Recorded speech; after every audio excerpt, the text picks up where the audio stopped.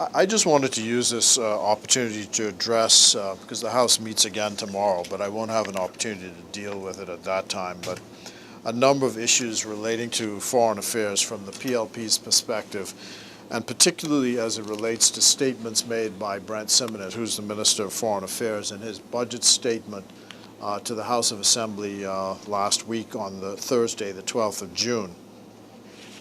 I'm afraid that having read the statement, I wasn't in the House at the time.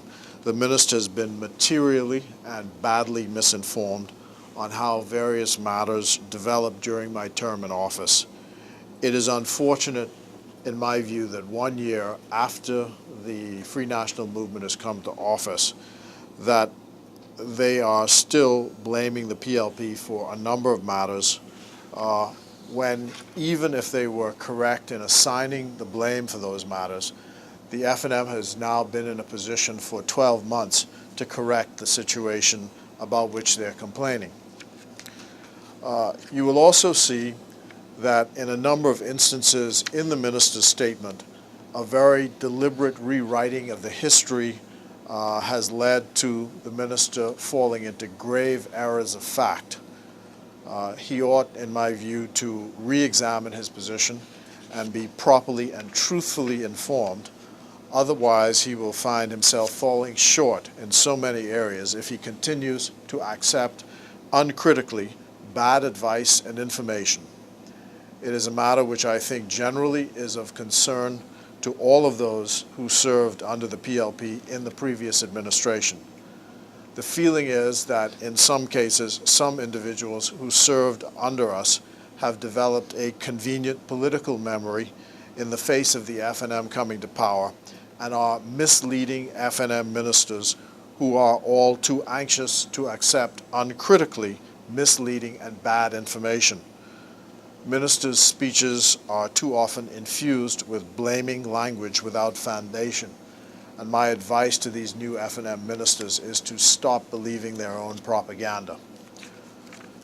Now, I want to address the following specifically, and I won't bother to read the minister's statement. I've just provided the minister's statement on the pages which you have in front of you in italics. So I'll just give you the response. Essentially, this is a response to the development of the ministry's website, in which he says, essentially, that I proceeded too quickly to establish the website, and therefore that is the reason why the website is a problem today. Now, my response to that is that I find his use of the oxymoron deliberate haste to be most unfortunate. The truth is that the Ministry of Finance and Ministry of Foreign Affairs officials simply took too long to produce and respond to my request and direction for the Ministry of Foreign Affairs to develop a website. And there's this feeling that a website is an adjunct to foreign affairs or it's a side issue, when in my view, I came to office saying that information dissemination to the Bahamian public on foreign affairs was central to the mission of the Ministry of Foreign Affairs, not a side issue.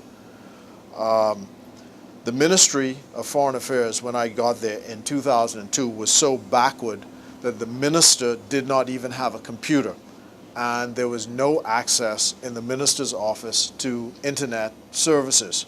That's the state I met it in 2002. I instructed the officials of the Ministry of Foreign Affairs to construct a website and to bypass the government's infrastructure because the government's IT platform was, and I am advised still is today, unreliable. Fully 75% of the time, the IT address of the government could not be accessed, and its technicians did not have the ability to respond to complaints on a timely basis. So the website would be dead. You couldn't get anybody through the website. You couldn't get any of the government's addresses. And anytime you tried to contact someone from the Ministry of Finance to get the problem fixed, it would be days, if not weeks, before they could actually turn up on your doorstep to get it done. And so I said, bypass all of that and just get an international address, which is what is still operating today, mfabahamas.org. Now, My complaint, however, was not about the technical deficiencies of the present website. So I don't even know why the minister would bother to wander into that direction. My criticism in the House of Assembly was not about technical standards or its design, although I think both can obviously be much better than they are. My difficulty is simply its content. The fact is that the website is deficient content-wise.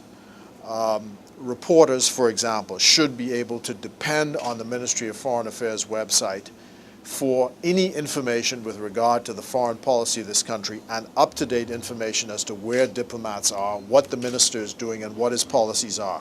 And I would say to you that you cannot depend on the ministry's website to this date to do that. The last entry on the website, and I'll pull it up for you in a minute, the last entry on the website is the minister's budget communication, which was delivered last Thursday. And I'm certain that there are matters which have occurred since last Thursday which have to do with the foreign affairs of the country. So the fact is the website is deficient content-wise. The ministry needs to have a proper department that deals with the website and with information. The ministry's activities are not properly and fully published on the website.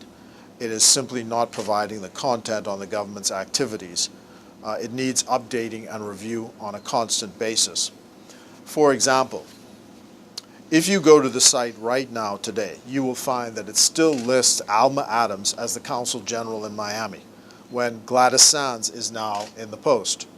Edison Bethel is still listed as Consul General in New York. He's been replaced by Carlton Smith, and both of these individuals left office in December of last year. If you also look on the site, you'll see that it listed Soichi Yamada as the Honorary Consul for Japan. Mr. Yamada has been dead since October of last year.